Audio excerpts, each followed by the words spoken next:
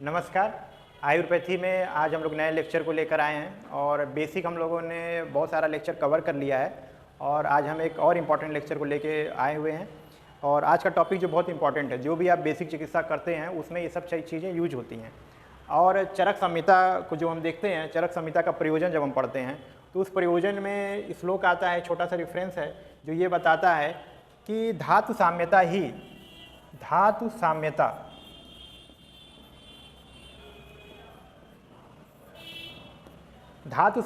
चरक संहिता को लिखने का प्रयोजन है, ऐसा आचार्य आत्रेय का या फिर अग्निवेश जी का संकल्प है। तो धातु साम्य क्रिया चौकता तंत्र अश्य प्रयोजनम, तो ये जो कॉन्सेप्ट बताता है कि हम पूरी चरक संहिता जो है 8 स्थान और 120 चैप्टर और 12,000 श्लोकों के साथ और 9295 सूत्र, इतने सारे रेफरेंसेस के साथ जो पुस्तक लिखी गई है, वह पुस्तक लिखने का एक ही प्रयोजन है। वह प्रयोजन क्या है? धातु साम्यता। तो सबसे पहले हम लोग को ये जानना होगा कि धातु कहते किसको हैं और ये धातु साम्यता का अर्थ क्या है। तो ये भी जो रेफरेंसेस हैं ये भी इंपॉर्टेंट है, इसको याद रखिएगा। आगे चलते हैं। तो धातु का जो बहुत व्यापकता है, धातु शब्द बहुत साधारण शब्द नहीं है जितना हम लोग समझते हैं और केवल सप्त धातुओं को हम रेफरेंस के रूप में लेके देखते हैं, ऐसा नहीं है। सप्त धातुएं तो बहुत रूढ़ शब्द में मान के चलिए कि हम उपाधि रूप में हम सप्त धातुएं पढ़ रहे हैं, बेसिक फाउंडेशन देखिए। लेकिन अगर ऐसा नहीं होता तो चरक जी कैसी संकल्पना करना जिसमें सारा प्रयोजन जो है धातु साम्यता को लेकर के है। अगर केवल 7 धातुओं के परिप्रेक्ष्य में होता तो फिर वो सीधे लिखते कि सप्त धातु साम्य, यही हमारा प्रयोजन है, पर ऐसा नहीं लिखते। वो लिखते हैं कि सभी धातुएं। अब धातुएं यहाँ पे क्या है तो हम पहले वो देखते हैं। धा धातु में तन प्रत्यय होकर के धातु शब्द की निष्पत्ति होती है। तो ये कॉन्सेप्ट है व्युत्पत्ति का, ये याद रखिएगा। ये आपका रेफरेंस है धातु के व्युत्पत्ति को लेकर के। दूसरा आता है डुआंग धारण पोषणयो, यानी ऐसी कोई एंटिटी जो धारण भी करती हो और पोषण भी करती हो। अगर धारण पोषण दोनों चीज वो करती है तो वो क्या कहलाता है? धातु कहलाता है। आगे भी 2 का शब्द कल्प द्रुम और शब्दार्थ कौस्तुभ का भी सेम मीनिंग है, धीयते सर्वस्मिनिति धीयते अस्मिन सर्वधातु, यानी जिसके अंदर धारण करने की क्षमता है वह धातु कहलाता है। ठीक, आगे हम देखते हैं जो निरुक्ति आती है वो क्या कहलाती है? धारणात धातव, जो धारण कर सकता है वह धातु कहलाती है। आचार्य चक्रपाणी का क्या ओपिनियन इस पे आता है? धारण शब्देन धारण पोषण च यह विवक्षति। यहाँ हम धारण शब्द से 2 अर्थ हम लेते हैं। पहला क्या होता है आपका? धारण करना और पोषण करना। तो धारण यहाँ पे किसके लिए आया हुआ है? धातु के लिए आया हुआ है। धारणात धातव, तो धातु क्या होगी? जो धारण भी कर लेती हो और पोषण भी करती, तो वो क्या कहलाता है? आपका धातु कहलाता है। फिर आगे आते हैं, देखते हैं। तो एते रसादय, रसादय मतलब रस आदि मतलब रस रक्त मांस समेत अस्थि मज्जा शुक्र शरीर धारणात धातव इति उच्यते। यह जो रस आदि जो भी एंटिटी हमारे शरीर में है उसी को हम लोग क्या बोलते हैं? धातु बोलते हैं। तो ये निरुक्ति के संदर्भ में है। फिर आगे हम देखते हैं परिभाषा लगभग आप समझ गए हैं। परिभाषा क्या है? दधाति धारयति शरीर संवर्धकान इति धातु, यानी जो शरीर को धारण कर रही है और उसका वर्धन कर रही है। वर्धन करना मतलब संवर्धन, मतलब पोषण कर रही है। तो जो धारण पोषण दोनों करती है वह धातु कहलाती है। आगे आया दधाति सर्वे धतेवा शरीर मन प्राणान इति धातु, जो शरीर मन और प्राण को धारण करती हो वह धातु कहलाती है। तो एक थोड़ा अलग डिफिनीशन, इसको भी याद रखिएगा, ध्यान में रखिएगा। कुछ शास्त्रीय संदर्भ हैं जो क्लासिकल रेफरेंसेस हैं उनको हम देखते हैं। क्लासिकल रेफरेंसेस मतलब चरक संहिताएं, सुश्रुत संहिताएं, अष्टांग हृदय, ये जो संदर्भ में आते हैं। तो इसमें क्या आता है? सेम चीज, त एते रसादय शरीर धारणात धातु इति उच्यन्ते, जो शरीर में धारण करते हो वह धातुएं कहलाती हैं। वह कौन है? रसादय यानी रस आदि, रस रक्त मांस में अस्थि मज्जा और शुक्र। सुश्रुत का एक और ओपिनियन आता है, तत्र येषाम सर्वधातु नाम अन्न पानम रस प्रीड्यति, जो अन्न के द्वारा या पान के द्वारा या भोजन के द्वारा जो क्या होता है? संवर्धन को प्राप्त होता है, पोषित होता है, जिसका पीड़न होता है, वह धातु कहलाती है। अब आप ये ना समझिए केवल यहाँ सप्त धातुओं की बात हो रही है, यहाँ धातु भी है और मल भी है और त्रिदोष भी हैं। तो वह सारे जो धातु, जो सारी चीजें क्या अन्न और पान से पोषित हो रही हैं या प्रीडन जिनका हो रहा है, वो सभी क्या कहलाती हैं? धातुएं कहलाती हैं। ठीक, फिर एक और बहुत इंपॉर्टेंट कॉन्सेप्ट आता है, धातव ही धात्व आहार प्रकृतस्य अनुवर्तते, यानी कि जो कुछ भी हम आहार पोषण आदि हम लेते हैं उनसे जो धातुएं बनती हैं वह एक धातु ही दूसरे धातु की फर्दर पुष्टि करती जाती है और प्रकृति का अनुवर्तन करती है, यानी कि सामान्यता हमारे साम्य अवस्था बना के रखती है। तो ये तुम्हारा हो गया धातु ही धात्वाहारा प्रकृतस्य अनुवर्तन्ते। ठीक है, ये क्लियर हुआ, इसको याद रखिएगा। अब आगे चलते हैं।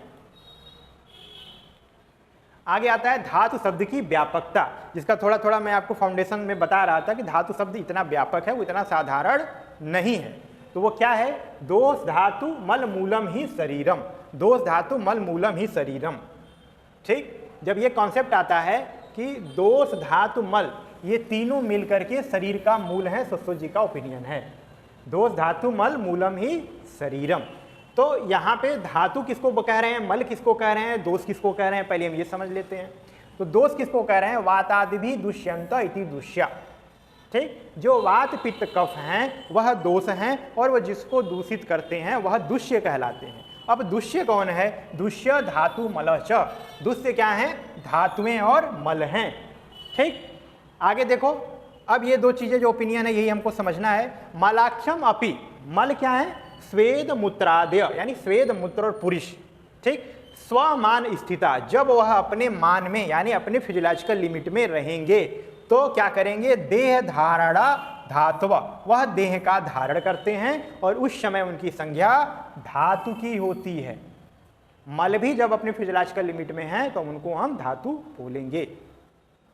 फिर आया धातुओ रस रक्त मांस मेदः मज्जा शुक्राणी स्वेद वीड मूत्राणी, यानी वीड मतलब यहाँ पे पुरुष है यानी फिकल मैटर, स्वेद मूत्र और स्वेद पुरुष और मूत्र, वात पित्त कफस्य, वात पित्त कफ तीनों, तेसाम अपि शरीरम धारकत्वात्, ये भी शरीर को धारण करते हैं, ऐसा डल्लर जी का मत है और इसलिए ये भी धातु कहलाते हैं।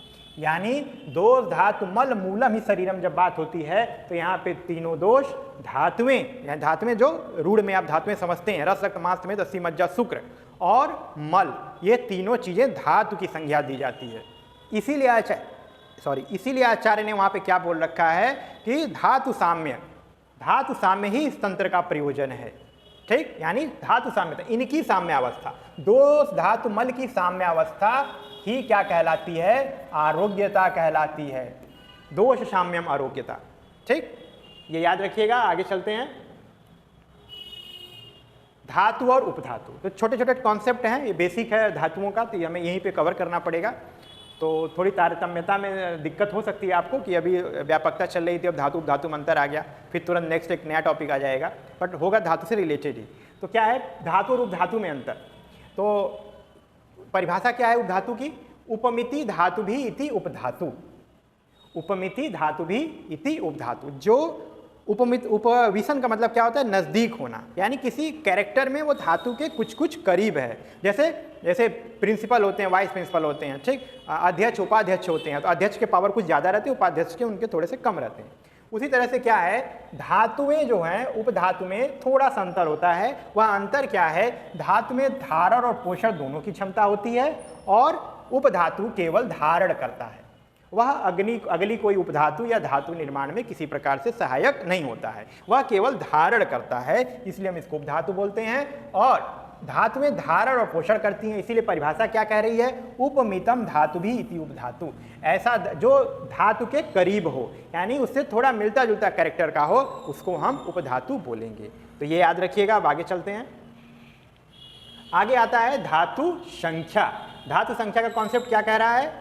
रसाद रक्तम मांस मेदो अस्थि मज्जा शुक्राणि धातव सप्त दुष्या, सप्त दुष्या। रस रक्त यानी कुल 7 धातुएं होती हैं। कौन कौन सी हैं? रस रक्त मांस मेद अस्थि मज्जा शुक्र और शुक्र, ये 7 धातुएं हो गई और यही दुष्य कहलाती हैं। तो दोष कौन है? वात पित्त कफ है, वात पित्त कफ। और दुष्य कौन है? अभी हमने देखा था दुष्य में क्या आती हैं? ये रसादि धातुएं और प्लस जो है मल, ये क्या कहलाते हैं? दुष्य कहलाते हैं। ठीक है, अब आगे चलते हैं धातु के प्रकार। धातु के प्रकार को लेकर के, चूंकि अभी हम आगे क्षीरदधि न्याय वगैरह पढ़ेंगे और क्रम परिमाण पक्ष वगैरह पढ़ेंगे, तो उसमें थोड़ा सा कंट्रोवर्सी होता है, तो उसको एक्सप्लेन करने के लिए आप यहीं से फाउंडेशन बना के चलिए। वो क्या होता है, धातु के प्रकार। तो धातु में 2 प्रकार की होती हैं। पहला क्या है, यतो द्विविधो रसः अस्थायी पोषकम चेति। पहली अस्थायी धातु होती है, दूसरी क्या होती है, पोषक धातु होती है। तो जो अस्थायी धातु होती है वह कैसी होती है, पोष्य धातु उसको बोलते हैं। ठीक, जो पहली जो अस्थायी धातु है उसको हम पोष्य धातु बोलते हैं, और जो अस्थायी होती है वो क्या होती है, पोषक धातु होती है। तो यानी वो अगली धातु के में भी पोषण करने में हेल्प लेगी या हेल्प करेगी वो। और जो तुम्हारा अस्थायी धातु है वो अपने स्थान पे बना रहेगा, उसकी क्षय वृद्धि जो है इतनी जल्दी नहीं होती है। जो हम भोजन आदि करते हैं उससे क्या होता है, अस्थायी धातु का, यानी रस भी 2 तरह का होगा, रस अस्थायी और दूसरा अस्थायी। तो अस्थायी धातु जो बनी रहेगी वो समय तक बनी रहती है, अस्थायी आपके पोषण आदि पे डिपेंड करती है। अगर आपका पोषण अच्छे से होगा तो उससे क्या होगा, अस्थायी धातु की भी थोड़ी पूर्ति होगी, थोड़ी सी अपना आगे वाली धातु में भी उसमें उसके सधर्मी अंशों का निर्माण होगा। लेकिन अगर क्या होगा कि अगर ऐसा कॉन्सेप्ट रहे कि अगर कोई व्यक्ति रस धातु मैंने भोजन करना बंद कर दे, तो भोजन करना बंद कर दे तो क्या होगा, रस धातु में क्या हो जाएगा, क्षय हो जाएगा। और 4-5 दिन या 6 दिन बाद जो अभी हम निर्माण पक्ष पढ़ेंगे उसमें कितना समय लगता है, तो ऐसे में क्या होगा, रस धातु की शून्यता हो जाएगी। 1 महीना में शुक्र धातु की शून्यता हो जाएगी, अस्थि कहाँ विलुप्त हो गई। ऐसा तो कभी होता नहीं देखने में। इस वजह से आपको बताया जाता है कि यह 2 तरह की धातुएं होती हैं, पहला अस्थायी जिससे शरीर का निर्माण हो रखा है, और दूसरी पोषक है जो उनका पोषण करती हैं। ठीक, तो ये याद रखिएगा। अब आगे चलते हैं। धातु का कर्म, धातु का कर्म ये भी बहुत इंपॉर्टेंट है। तो अष्टांग हृदय में बहुत सुंदर दिया हुआ है इन्होंने। पहले 7 धातुओं के नाम दे रखे हैं, रस रक्त मांस में दस्ती मज्जा शुक्र, और इन धातुओं का नाम बताने के बाद फिर वो क्या करते हैं कि श्लोक बताते हैं, इसमें क्रम से उनको सेट करना है जिससे इनके सभी धातुओं का कर्म हमको पता चल जाता है। तो श्लोक याद करना है, इंपॉर्टेंट है। प्रीणन जीवनम लेप स्नेहो धारण पूरणम गर्भोत्पादन। यानी रस धातु का क्या काम है, प्रीडन करना। रक्त का क्या है, जीवन। ठीक, मांस का क्या काम है, लेपन करना। मेद का क्या काम है, स्नेहन देना। मेद। अस्थि का काम क्या है, शरीर को धारण करना। मज्जा का क्या काम है, पूरण करना। ठीक, शुक्र का क्या काम है, गर्भोत्पादन करना। ये हो गया शुक्र का कार्य। तो सभी ने काम बता रखे हैं धातुओं के। हम आगे कंपाइलेशन में भी सभी धातुओं का सेपरेट पढ़ेंगे तो वहाँ हमको दिखाई देगा। लेकिन ये है कि ये श्लोक अगर आप याद कर लेंगे तो बहुत ईजी है, और एक ही शब्द में उन्होंने उसका महत्व भी बता दिया, और साथ में ये बोला कि श्रेष्ठ कर्म, अन्य भी कर्म होगा लेकिन श्रेष्ठ कर्म क्या है, रस का प्रीडन करना, शरीर का प्रीडन करना, पोषण करना। रक्त में जीवन होता है, रक्त का जीवन। मांस क्या है, लेपन करता है जैसे अस्थि के ऊपर। स्नेह अंश जो हमारा है मेद के कारण है। अस्थियों के कारण हमारा शरीर धारण होता है, एक निश्चित शेप और स्ट्रक्चर मिलता है, वो अस्थि के कारण होता है। फिर क्या होता है, पूरण करना। पूरण मतलब जो उसमें बोन मैरो वगैरह होती है उसको पूरण करना बोलते हैं। गर्भोत्पादन में क्या होता है, गर्भ की उत्पत्ति, यानी कि प्रोजनी का निर्माण जो होता है शुक्र के सहायता से होता है। तो ऐसा नहीं कि शुक्र का मतलब यहाँ पे क्या है कि स्त्री में शुक्र नहीं होता, नहीं। इस शुक्र का कार्य क्या है, बहुत इंटरेस्टिंग टॉपिक है। शुक्र का कार्य क्या है यहाँ पे, गर्भ उत्पादन। तो अगर स्त्री शुक्र नहीं होगा तो गर्भ उत्पत्ति कैसे होगी, जिसको आप ओवा समझते हैं। और मेल में क्या होगा, स्पर्म होगा। तो ये जो स्त्री शुक्र है, ओवा ही स्त्री शुक्र है, और स्पर्म ही क्या है, पुरुष शुक्र है।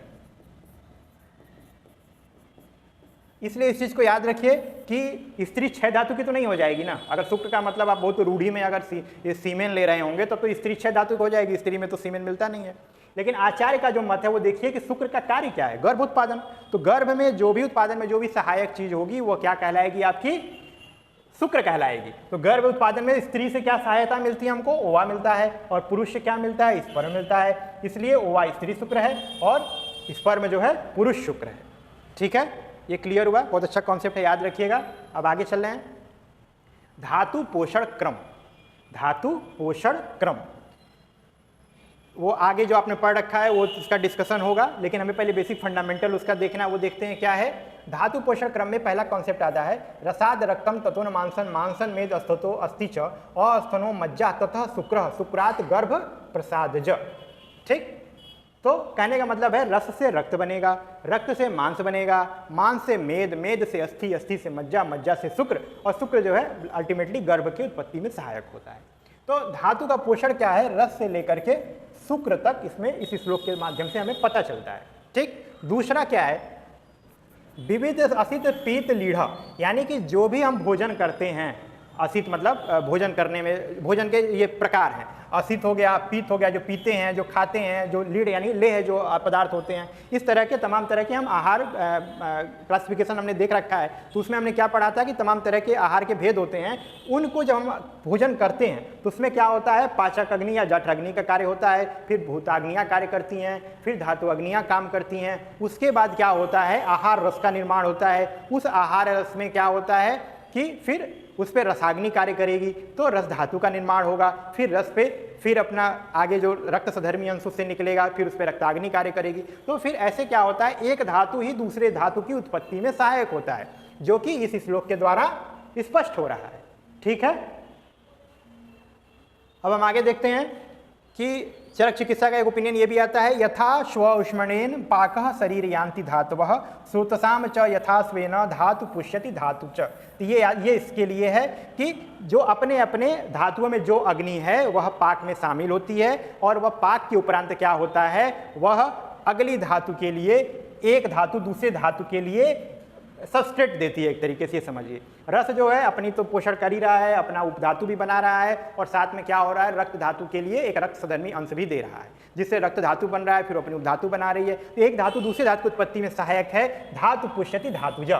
ठीक, ये दोनों मीनिंग लगभग एक जैसा है, ये दोनों इंपॉर्टेंट है, याद रखिएगा। अब आगे चलते हैं, आगे आता है धातु परिणाम काल या उत्पत्ति काल मर्यादा। उत्पत्ति काल मर्यादा क्या होगी किसी भी धातु उत्पत्ति में, तो अष्टांग हृदय का मत है। देखिए ये क्या बोलते हैं, केचित आहु, यानी कुछ लोग के ओपिनियन के अनुसार अहोरात्रम, अहोरात्र मतलब एक दिन रात में, एक दिन रात्रि में, ठीक, या फिर षड्रात्रि 6 रात्रि में, या फिर मासेन यानी एक मास में, शुक्रात अन्नम पाकम क्रमादि भी, यानी आहार में रस से, आहार रस से समझिए, आहार रस से, आहार रस से शुक्र तक जाने में जो काल मर्यादा है, अलग अलग आचार्य के अनुसार किसी ने 1 दिन बताया है, किसी ने 6 दिन बताया है, और किसी ने 1 मास भी बता रखा है। ठीक, तो ये ओपिनियन हो गया। दूसरा क्या है, एक चरक चिकित्सा में भी एक ओपिनियन आता है, वो क्या बोलते हैं, सटभी केचित अहोरात्रे इच्छन्ति परिवर्तनम, कि 6 दिन लगता है रस से शुक्र में बनने में, और संतत्या भोज्य धातु नाम प्रवृत्तस्तु चक्रवत, और भोज्य का जो भी हम भोजन करते हैं उसका पाचन चक्रवत लगातार निर्बाध गति से चलता रहता है, यानी ये भोजन का पाक चलता रहेगा, और इससे रक्त से और शुक्र तक जाने में 6 दिन लग जाते हैं।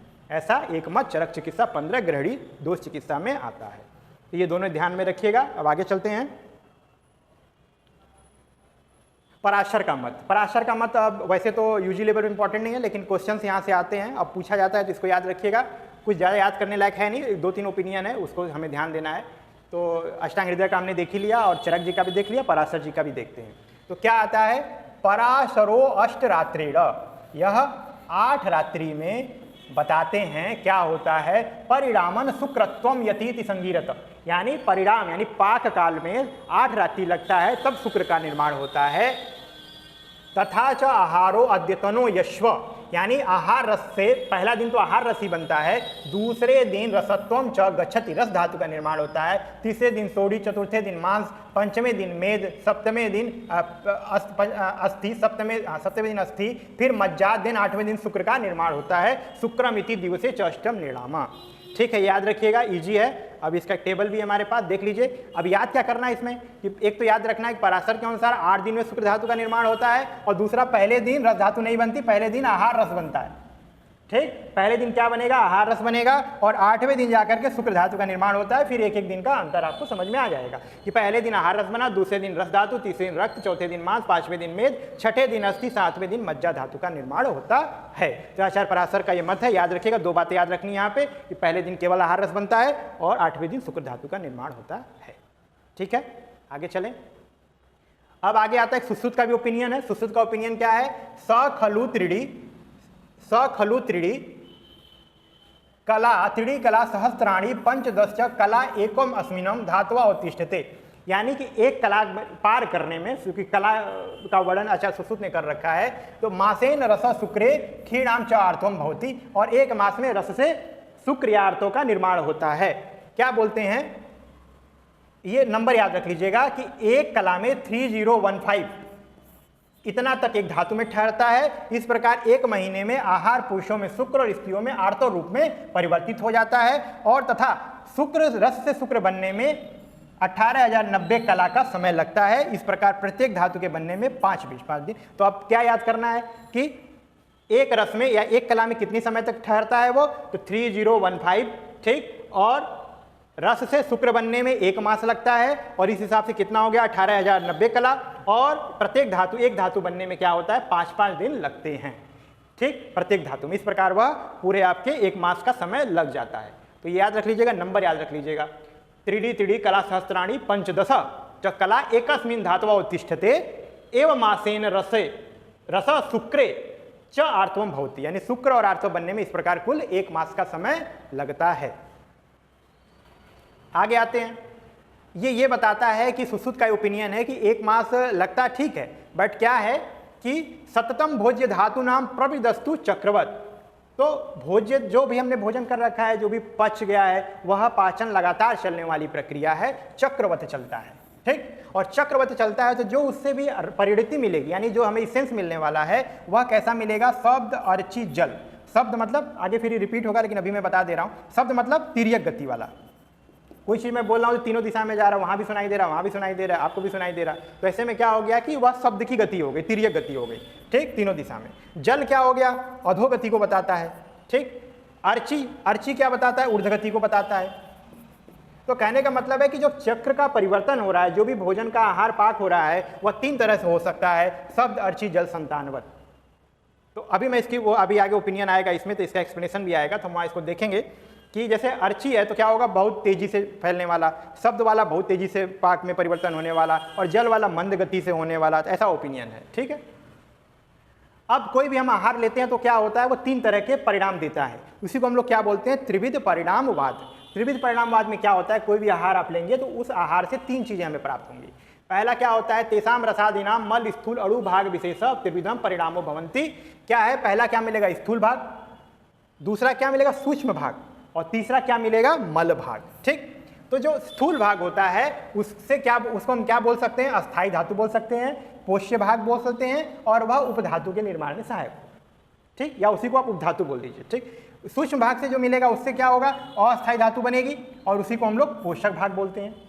पोषक भाग यानी अगली धातु को पोषण में हेल्प करेगी, और जो भी मल निकलेगा, मल भाग होगा, वो धातु मल कहलाएगा। इसी को हम लोग क्या बोलते हैं, त्रिविध परिणामवाद। ये याद रखिएगा। अब आगे चलें। अब आता है मोस्ट इंपॉर्टेंट, जो आपने पढ़ रखा है, हमको यहाँ से फाउंडेशन स्टार्ट करना है। तो सबसे पहले क्या आता है, धातु पोषण न्याय। धातु पोषण न्याय कुल 4 होते हैं संख्या में। सबसे पहले आपको ये नाम याद होना चाहिए, नाम बहुत इंपॉर्टेंट है। पहला क्या है, क्षीर दधी न्याय, दूसरा किदारी कुल्या न्याय, तीसरा खले कपुत न्याय, चौथा है आपका एक काल धातु पोषण न्याय, ठीक। तो क्षीर दधी न्याय है, क्षीर और दधी का कॉन्सेप्ट लेके समझाया गया। किदारी और कुल्या खेत और क्यारी को लेके समझाया गया, ठीक। खले कपोत में खलिहान और कबूतर का एग्जाम्पल लेके समझाया गया। और एक काल धातु पोषण है और दत्त का देन था, तो इसमें क्या किया गया कि एक साथ सभी धातुओं का पोषण होता है, ऐसा कॉन्सेप्ट आता है। एक एक करके हम चारों देख लेते हैं और यही इंपॉर्टेंट है। पहला क्या आता है, क्षीर दधी न्याय। क्षीर दधी न्याय में आपको क्या करना है कि सबसे पहले इंपॉर्टेंट समझना है इसका पर्याय का। पर्याय क्या है, सर्वात्म परिणाम पक्ष न्याय। पहला शब्द क्या है, सर्वात्म परिणाम पक्ष न्याय, यानी जिसमें संपूर्ण परिवर्तन हो जाता है, उसको हम लोग क्या बोलते हैं, सर्वात्म परिणाम पक्ष। अभी समझ में आएगा कैसे। और दूसरा क्या है, क्रम परिणाम पक्ष, यानी सिक्वेशनल चेंज होता है, एक क्रम से होता है। ऐसा नहीं कि रस बना तो उसी से शुक्र बन जाएगा, ऐसा नहीं। रस से रक्त बनेगा, रक्त से मांस, मांस से मेद, मेद से अस्थि, अस्थि से मज्जा, मज्जा से ही शुक्र बनेगा। इसके लिए ये श्लोक इंपॉर्टेंट है। क्या कह रहा है, रसाद रक्तम ततो न मांसन, मांसन मेद अस्ततो अस्थि च, अस्थनो मज्जा ततः शुक्रः, शुक्रात् गर्भ प्रजायते। यानी रस से रक्त, रक्त से मांस, मांस से मेद, मेद से अस्थि, अस्थि से मज्जा, मज्जा से शुक्र धातु का निर्माण होता है, और शुक्र की आगे गर्भ उत्पादन में सहायक होता है। ये क्षीर दधी न्याय। ये क्या बोलता है, रक्त बन जाता है, ये संपूर्ण रूप से परिवर्तित हो जाता है। तो उपमा इन्होंने क्या दिया, आगे देखते हैं। उपमा क्या है, रसो अग्नि पच्यमानम सर्वात्मानम रक्तताम याति रक्तम च मांसम इत्यादि पूर्व पूर्व धातु परिणाम आर्धम उत्तरोत्तर धातु उत्पाद। यानी पहली धातु क्या करती है, दूसरी धातु का उत्पादन करती है। कैसे, संपूर्ण को अपने रूप, उसके रूप में परिवर्तित करके। एग्जाम्पल क्या दिया, एग्जाम्पल देखिए, क्षीर से, क्षीर यानी दूध से दही बनता है ना, तो क्षीर से क्या बनाया, दधी बनाया, दधी से नवनीत, नवनीत से घृत और घृत से घृतमंड। तो ये जो परिवर्तन है दूध से दही का बनना, ये क्या होता है, संपूर्ण परिवर्तन हो जाता है। जैसे आप दूध से दही बना, दूध रख देते हैं और उसको जब फर्मेंटेशन होगा, जब दही बनेगा तो दूध उसमें बिल्कुल नहीं रहता, वो पूरा दही बन जाता है। दही जब मक्खन बनता है तो पूरा मक्खन बन जाता है, और मक्खन से जब घी निकलता है तो पूरा घी निकलता है, और मक्खन का कोई अस्तित्व नहीं रहता, और घी को भी कुछ दिनों के लिए आप रख देते हैं तो घृतमंड उसमें बन जाता है। तो ये क्या बताता है कि पूरा परिवर्तन हुआ, रस से रक्त बन गया टोटल। इसीलिए ये जो आगे श्लोक सुश्रुत का भी है, सेम यही बताता है, रसाद रक्तम तत्वन मांसन। तो दोनों श्लोक याद कर लीजिएगा, सेम ही है। रसाद रक्तम तत्वन मांसन, मांसन में प्रजायते, मेदो अस्थि तत्व मज्जा, मज्जा शुक्रम च जायते। ठीक, तो दोनों लोग का ओपिनियन ये कहता है कि संपूर्ण परिवर्तन वाली जो बात आती है वह क्षीर दधी न्याय में देखने को मिलता है। इसलिए हम इसको क्या बोलते हैं, क्रम परिणाम पक्ष या फिर सर्वात्म परिणाम पक्ष। अच्छा, इसका डिमेरिट, डिमेरिट देखिए। अब डिमेरिट ये आता है कि अगर मान लीजिए क्षीर से दधी बनता है, दधी से नवनीत बनता है, रस से रक्त बनता है, रक्त से मांस बनता है, तो मान लीजिए हमने 5 दिन का वाला कॉन्सेप्ट लेके हम चल रहे हैं कि 5 दिन में क्या होता है, एक धातु दूसरी धातु में परिवर्तित हो जाती है। तो अगर हम 5 दिन तक खाना ना खाएं तो क्या रस शरीर में रस धातु एकदम खत्म हो जाएगा, या रक्त एकदम खत्म हो जाएगा 10 दिन में, और 15 दिन में मांस खत्म हो जाएगा? ऐसा होगा क्या? ऐसा नहीं होता है देखने में। इसलिए इसके लिए बताया गया कि यह 2 प्रकार से होता है, एक अस्थायी और अस्थायी। तो आप भोजन नहीं करेंगे तो अस्थायी रस धातु के क्षय हो जाएगा, और अस्थाई वाला तो रहेगा, धीरे धीरे वो बहुत लेट में क्षय होता है उसका। अस्थाई वाला शरीर में बना रहेगा, और लेकिन जो अस्थाई वाला है वह तुरंत क्षय को प्राप्त होगा। इसलिए इसका डिमेरिट हो जाता है। इसको एक्सप्लेन नहीं कर पाता है कि आखिर जो है 5 दिन उपवास के बाद तो, या 10 दिन के उपवास के बाद तो रस और रक्त से विहीन हो जाना चाहिए। तो इसका एक्सप्लेनेशन यही है कि एकदम विहीन नहीं होगा, क्योंकि अस्थाई धातु में हानि होगी, अस्थाई धातु बनी रहती है। ठीक है, आगे चलें। अब आगे इसको क्षीर दधी न्याय को टेबल फॉर्म में दिया हुआ है, आप इसको बना सकते हैं। थोड़ा थोड़ा मैं समझा देता हूं कि जब भी हम कोई आहार लेते हैं तो क्या होगा, उससे जठराग्नि उस पर कार्य करेगी, और जब जठराग्नि उस पर कार्य करेगी तो उससे सार भाग निकलेगा और मल भाग निकलेगा। तो मल में क्या होगा, पुरीश और मूत्र होगा, ये आपको पता है।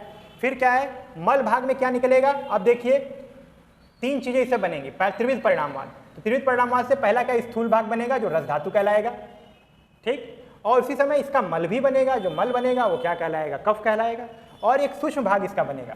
अब सूक्ष्म भाग से क्या होगा, 2 चीजें बनेंगी। सूक्ष्म भाग से पहले इसका उपधातु बनेगा, यानी स्तन्य और आर्तो बनेगा, और इसी से रक्त सधर्मी अंश जो है इसका, रक्त सधर्मी अंश, इससे क्या होगा, इस पर रक्ताग्नि का कार्य होगा। तो फिर 3 चीजें बनेंगी।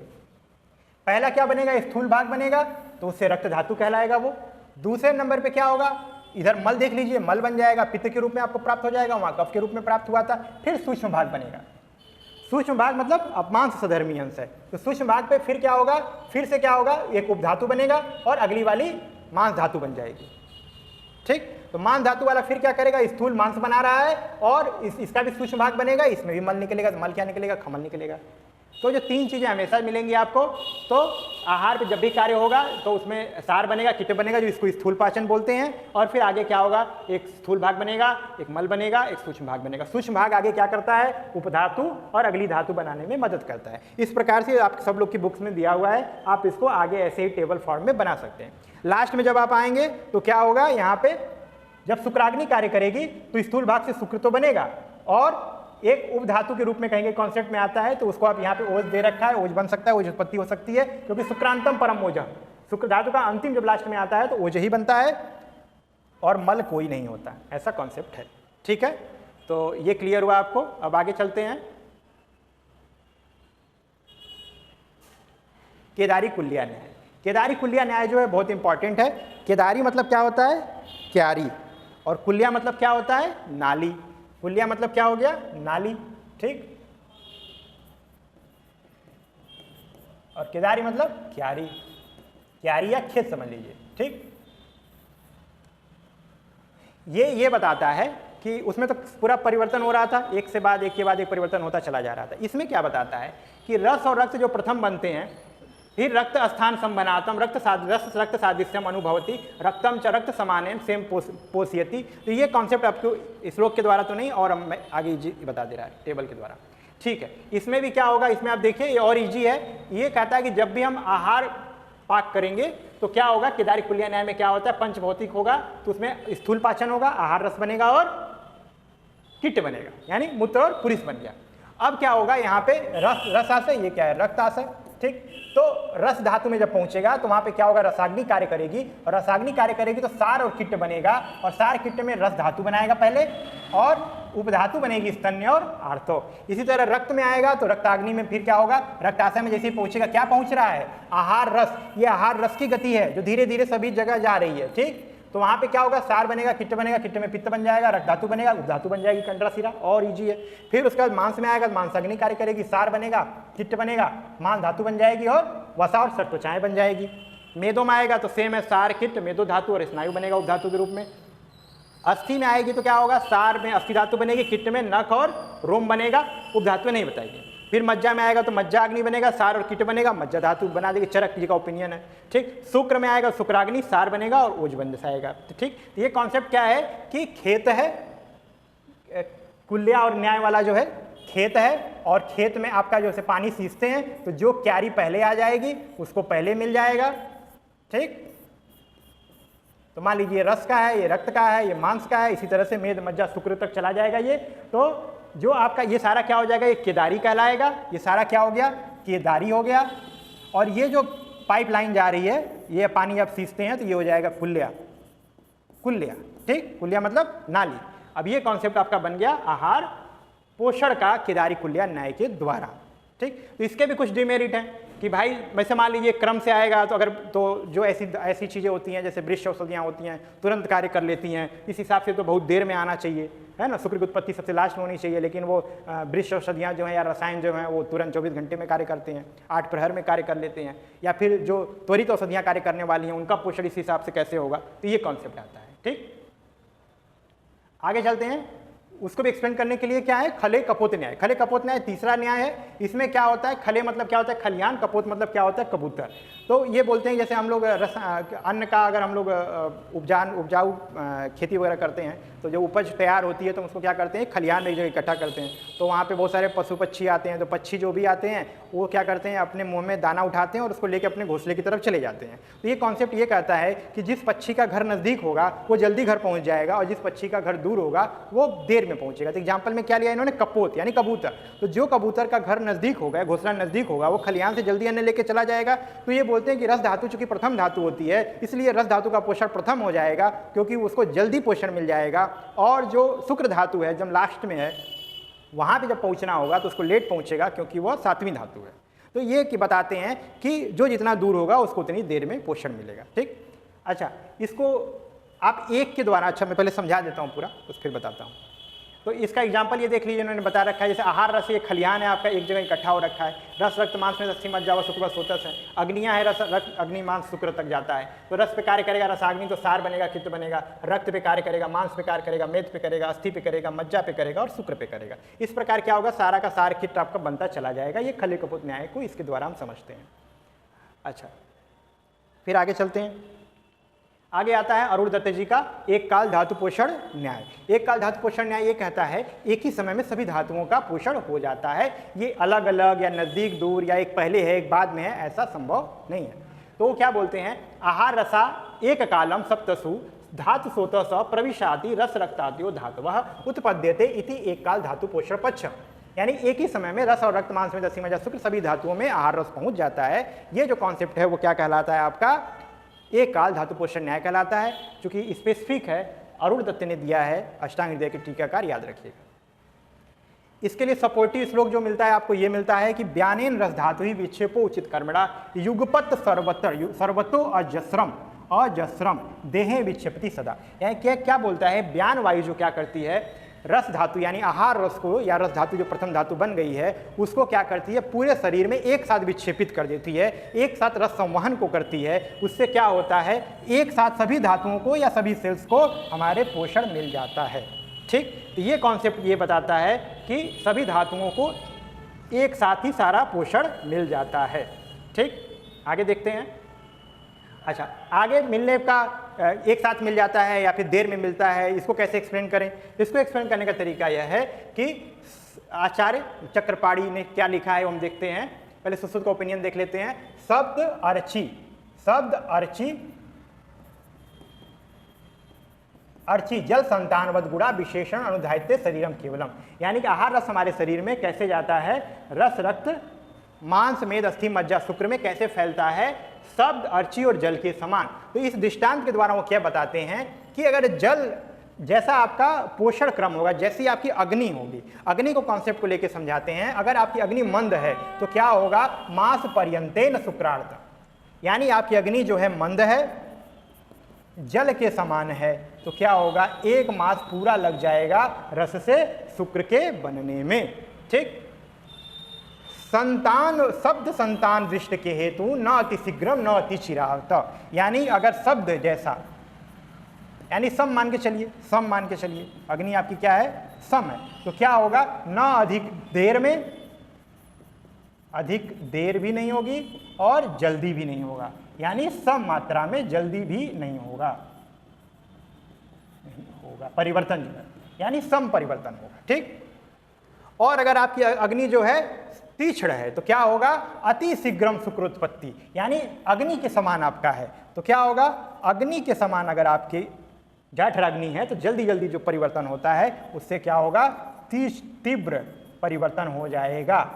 ठीक, ये कॉन्सेप्ट हुआ क्लियर? तो ये इसके द्वारा इन्होंने समझाया है आपको। अच्छा, धातु पोषण का कॉन्सेप्ट अगर हम आज के परिवेश में समझते हैं तो एक एक करके सिंगल सिंगल आप नहीं समझा सकते। जैसे क्या होता है, जैसे मान लीजिए कोई सेल है, धातु पोषण का मतलब क्या है, कोई सेल है और न्यूक्लियस है, यही है ना, ये सेल मेम्ब्रेन है। तो पहले हम क्या देखते हैं, पहला क्या था, क्षीर दधि न्याय, क्षीर दधि यानी पूर्णतः परिवर्तन। तो जैसे हम लोग क्या भोजन में क्या लेते हैं, कार्बोहाइड्रेट लेते हैं, कार्बोहाइड्रेट लेते हैं, तो ये परिवर्तन कहाँ चला जाता है, ग्लूकोज में चेंज हो जाता है। ठीक, इसी तरह से प्रोटीन लेते हैं तो वो कहाँ जाएगा, अमाइनो एसिड में चेंज हो जाएगा। फैट लेते हैं तो क्या होगा, फैटी एसिड एंड ग्लिसरॉल में चेंज हो जाता है। तो ये क्या बताता है कि आपने जो कुछ भी लिया था वह क्या हो गया, पूर्णतः परिवर्तित हो गया। तो इसको आप क्षीर दधि न्याय से तुलना कर सकते हैं। ठीक, ये क्षीर दधि न्याय का हो गया। अब आगे हम देखते हैं, दूसरा हमने क्या देखा था, केदारी कुल्या न्याय। तो जो कुछ भी हमारे इंटेस्टाइन में एब्जॉर्ब होता है, जो भी पोषण मटेरियल आता है, वो क्या होता है, वह एक सिराओं और धमनियों के द्वारा, जो हमारा कार्डियोवैस्कुलर सिस्टम है, सिरा यानी आर्टरी, वेन और कैपिलरी, इन तीनों की सहायता से क्या होता है, हमारे शरीर में एवरी सेल तक वो पहुंचाता है सारे न्यूट्रिशन वाली चीज़ें, जैसे अमाइनो एसिड हो गया, जो भी कुछ बना था डाइजेशन के उपरांत, या फैटी एसिड ग्लिसरॉल वगैरह, या ग्लूकोज इवन ऑक्सीजन तक भी जो भी है, वो सारा क्या होता है, कार्डियोवैस्कुलर सिस्टम क्या होता है, वह एक सर्कुलेटरी सिस्टम यानी केदारी कुल्लिया जैसा एक नाली में वो चलता रहता है और जहाँ जहाँ सेल को जरूरत होती है वहाँ वहाँ पोषण दे देता है। तो इसको आप क्या समझ सकते हैं, केदारी कुल्लिया न्याय। ठीक, तो ये वाला कॉन्सेप्ट यहाँ से क्लियर हो गया। तीसरे नंबर पे आता है खले कपोत न्याय।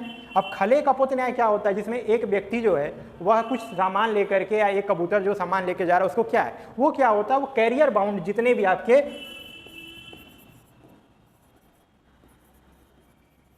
कैरियर बाउंड जो चीज़ें होती हैं जो शरीर में हमारे सर्कुलेट करती हैं, वो सारी क्या कहलाती हैं, आपके खले कपोत न्याय।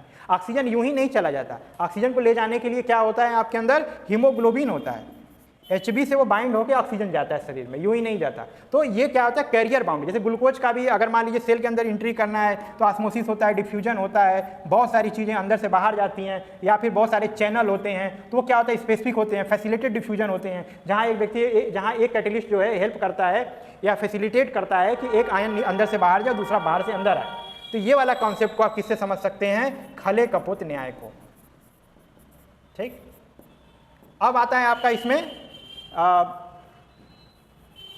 एक काल धातु पोषण है। तो सारे सेल्स को इतनी तेजी से सारी चीज़ें प्राप्त होती हैं कि आप उसको ये समझिए कि वो एक ही समय में या एक ही क्षण में, जैसे ऑक्सीजन का सर्कुलेशन है, तो एक ही क्षण में सारे सेल्स को पहुंच जाता है। 1 मिनट के लिए आप ऑक्सीजन किसी का सर्कुलेशन बंद नहीं कर सकते हैं। इसी तरह से क्या होता है, बहुत सारी चीज़ें जो हमारे शरीर में, जैसे कार्बन डाइऑक्साइड का शरीर से बाहर निकलना है या बहुत सारा मटेरियल है, तो क्या होता है, एक ही समय में सभी सेल्स को बराबर मात्रा में मिलता रहता है, जिसको जितनी जरूरत होती है वो उतना उसको यूज करता है। ठीक, जैसे मान लीजिए हम लोग विटामिन वगैरह खाते हैं तो क्या होता है, सेल्फ जितनी रिक्वायरमेंट होती है वो अपना ले लेते हैं। ठीक, जैसे विटामिन बी और सी वाले जो कॉन्सेप्ट है, कुछ नहीं जरूरत है तो स्टोर भी हो जाते हैं, ADA वाले स्टोर भी हो जाते हैं। तो ये सारी चीज़ें क्या है, हम एक काल धातु पोषण न्याय से इसको समझ सकते हैं। बाकी मुझे लग रहा है कि आपको ये धातु का बेसिक कॉन्सेप्ट समझ में आ गया होगा, और अगर आपको इसमें कोई डाउट रहता है तो उसको कमेंट करिएगा, और ये अगर कंटेंट पसंद आ रहा है तो लाइक करिए, सब्सक्राइब करिए, और कमेंट तो ज़रूर करिए ताकि और ज़्यादा सुधार किया जा सके। Thank you.